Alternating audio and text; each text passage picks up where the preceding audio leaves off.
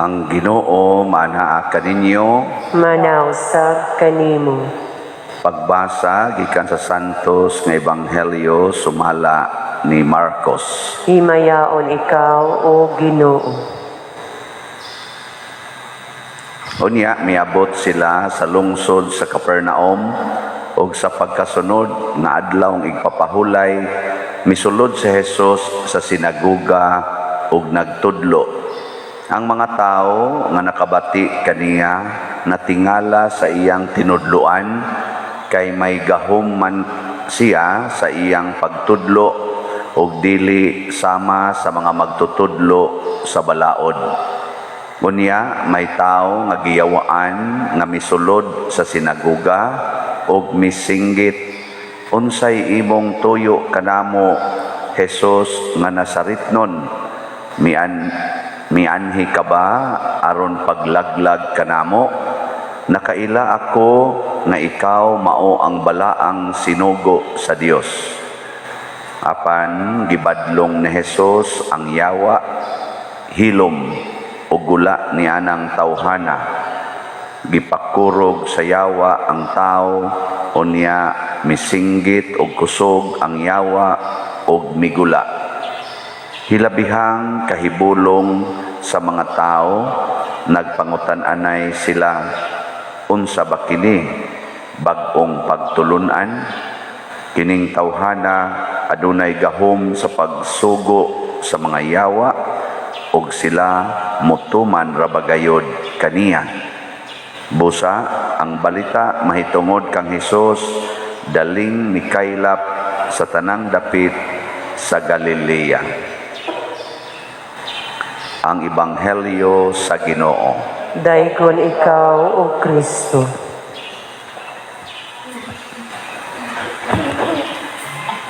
Kining atong nabati sa Ebanghelyo nga si Kristo nanudlo nga dunay gahom, maunta ni ang mahitabo sa tanan nga nagsunod sa Ginoo.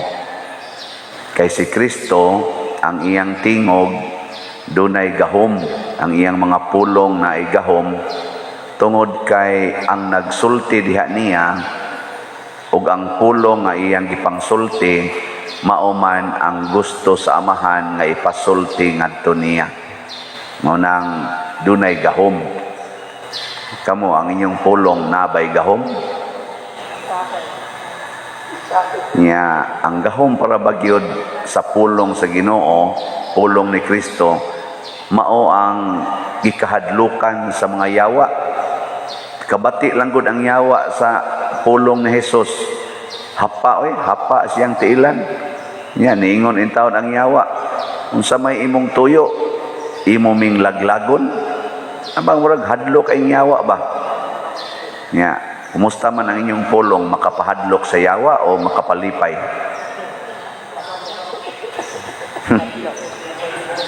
Duda gyud ko nga murag makapalipay sa yawa ning atong mga pulong na.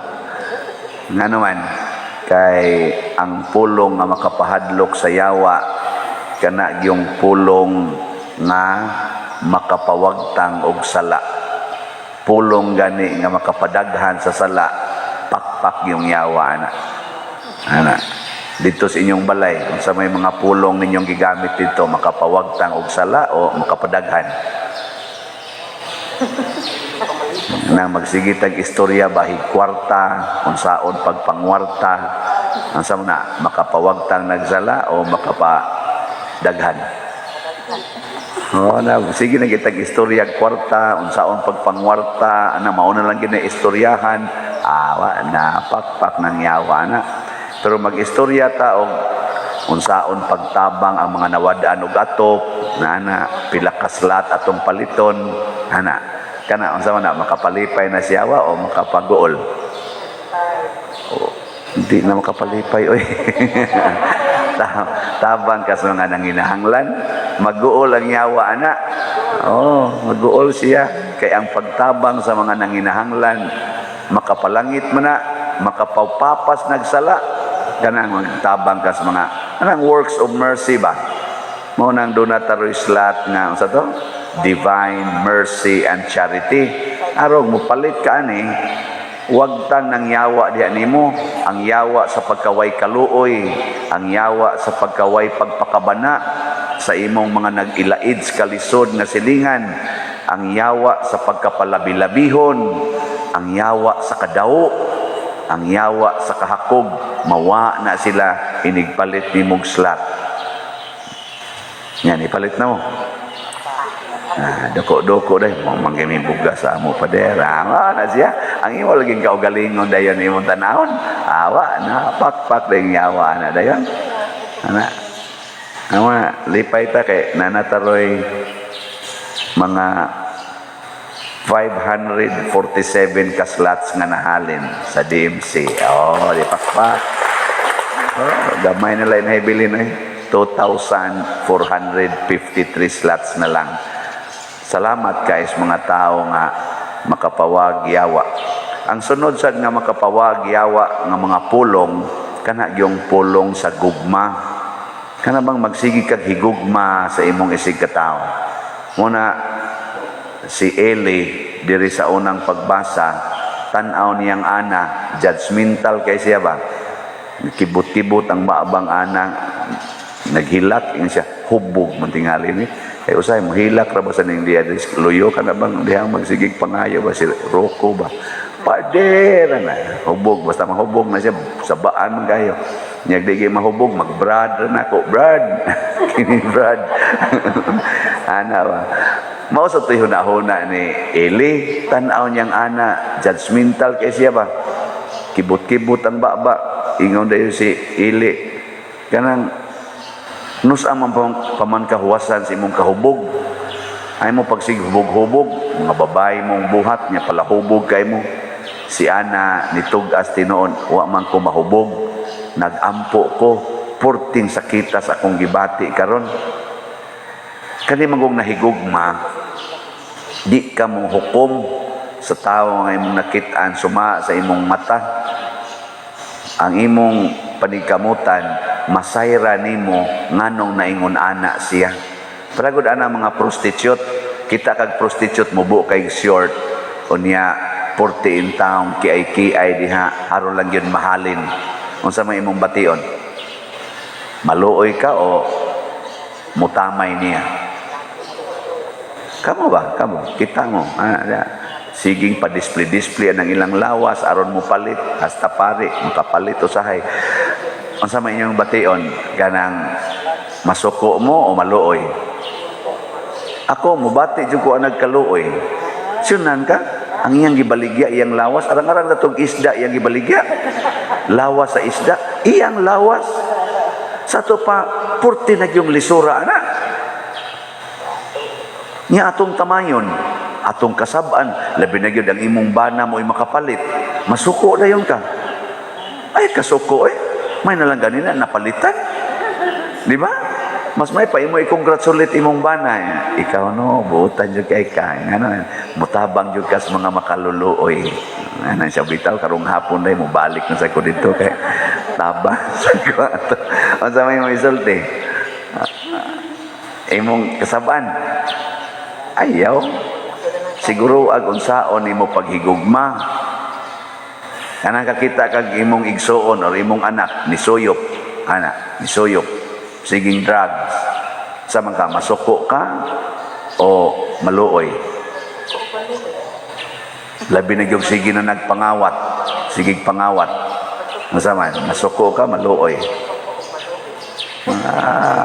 muy klaro si Kristo makita gani nagmakasasala ang iyang unang bation dili kasuko kaluoy gyud Muna manginkamot siya kung saon ni nako pagtabang nini ang makasasalaan ni.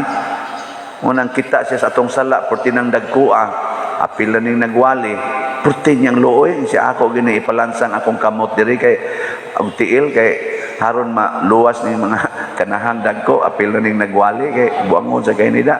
Ana, maluoy siya ba? Di siya suko. Muna ang yawa, mawagtang, kay ang yawa wa may kaluoy. Ang iyang giandam impierno man. Motong pagkabati ni Eli sa kamatuuran nga gibati ni Ana, niingon din siya, kaluy-an unta ka sa Dios sa Israel.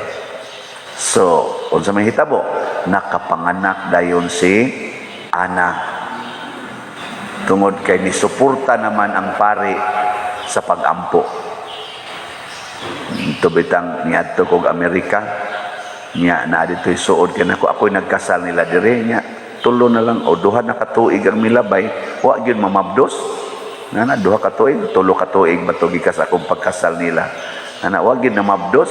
Yani imbitar sila padir, ari higda sa amo dito sa Phoenix. Inako, oh sige, anak ko. Ato gipadto jud ko nila dito. Pagabot ako asa man ko matog. Siya, dihas among kwarto pa din sila nag-folding bed na lang dito na lang sa sopa na natog bas gawas ba nag-asawa dito ko gipatog silang kwarto na kung anong ari man ko yung kwarto niya aron may mga anak pa din ma-fertile na nga mong bed ba igda ina aron ma-fertile nako na ang pari nga may asawa mauna no ay parian ra na imong asawa diri patupara kay aron ma wasa ko may nanay wasad na ko'y ayo no. Pero dito ko sa Rome, nako, grabihan nilang pagtuo, no? Ang pare og muhigda sa ilang bed, ma-fertile ang ilang kinabuhi, niya makapanganak sila, talagsaon biya na. Muna nakaampo sa ko dito, Ginoo ayaw yung taong pakyasan ng ilang hangyo. Ana, oy, pagkasunod tuig, namabdos. Pagbiya na ko ba, mga pila pa lang kanang buwan, namabdos. Awan, naron sila baby. Nang igadto sa nako daghan na kay mo pader higda na sa among bed. Inyo sa tanong ko anang pero wasa ko wasa to siya mo kuot-kuot ito higda ang asawa tingali kay basig maliwat tos naong pare no ilang kuan. Nasa to'y nagpa-blessing nako 8 na katuig way anak nya niingon din sila pader pandungi among kamot ba nag-asawa ba anniversary ro namo pader oy maka baby unta mi nako may unta og mga anak nakasunod tuig nakapanganak gyud pag sunod tuig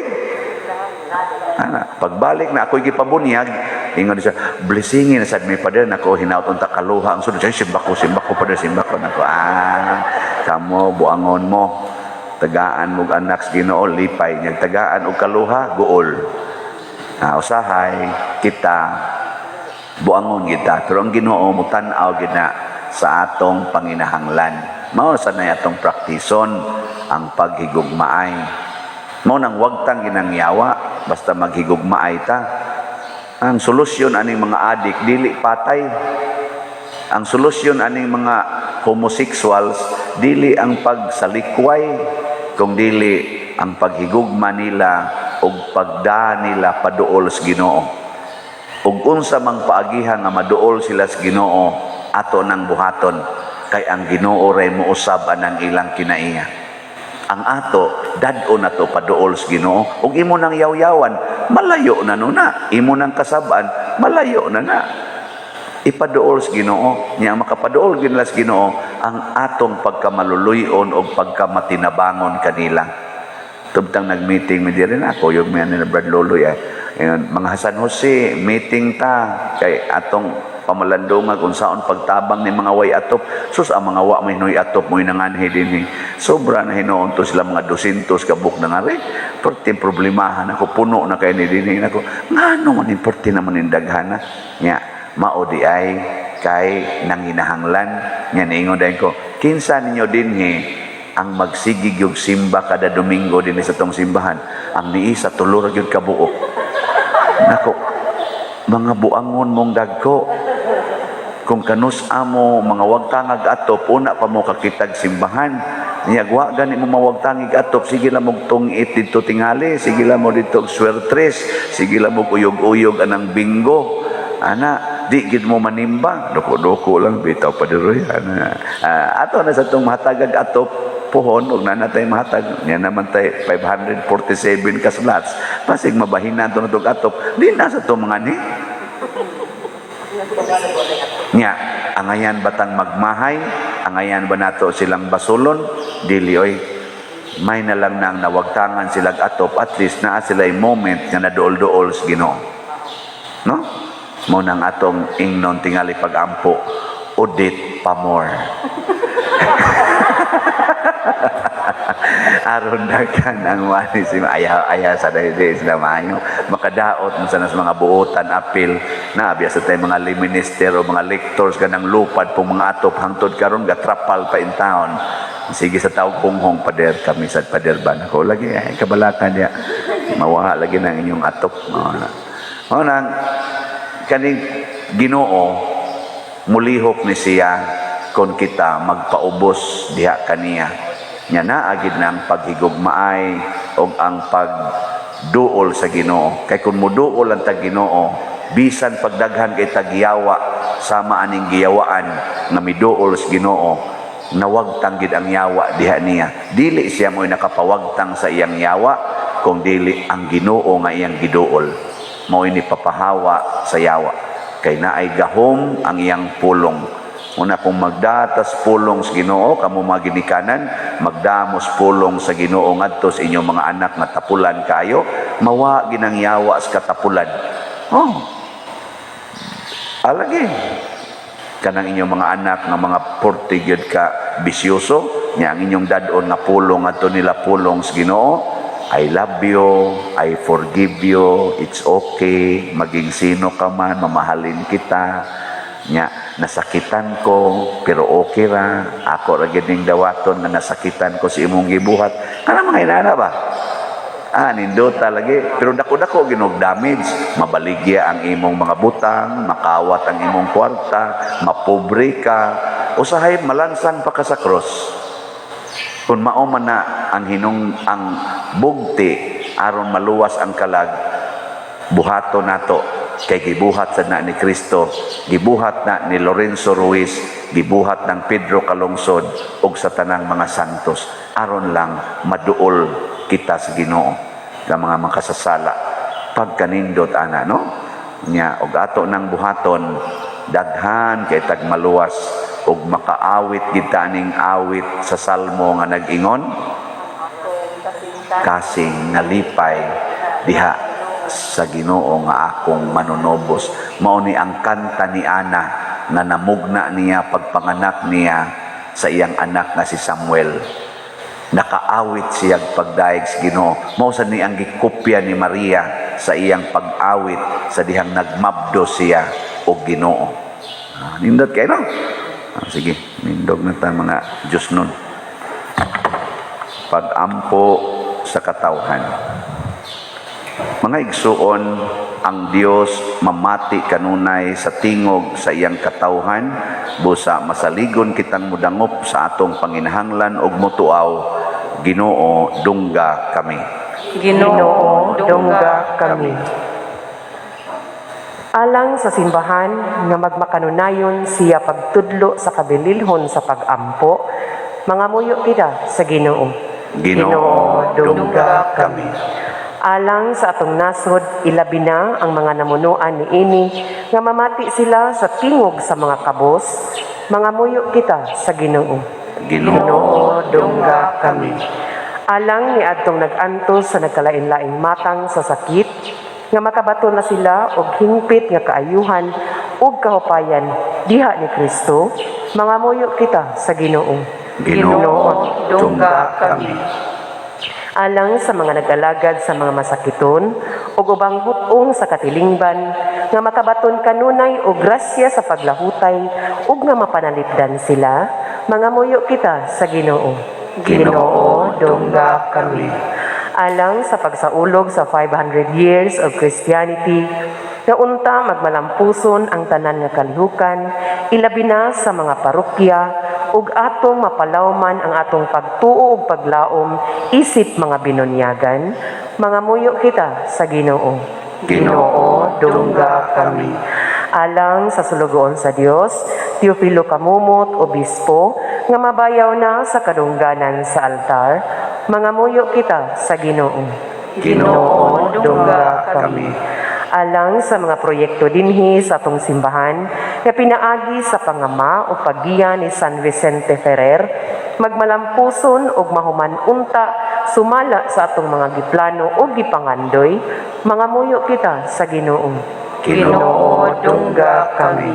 Alang sa tanang mga benefactors o donors sa atong simbahan, nga mihatag og pinansyal og lain-laing hinabang, ug alang sa mga nagtrabaho dinhi sa atong mga proyekto, nga hatagan unta sila sa Ginoo og daghan pang mga grasya sa ilang kinabuhi, malikay sila sa mga kadautan, ug mulampos unta ang tanan nilang mga paningkamot, mangamuyo kita sa Ginoo. Ginoo, dungga kami. Alang sa atong mga igsuong nangamatay, nga matagamtam na nila ang kalinaw ni Kristo, mangamuyo kita sa Ginoo. Ginoo, dungga kami. Makagagahom nga Dios tinubdan sa tanang kaayo, dawata kining amo mga pagampo nga gituboy dihas gugma og pagtuo, pinaagi ni Kristo nga among Ginoo. Amen. Amen.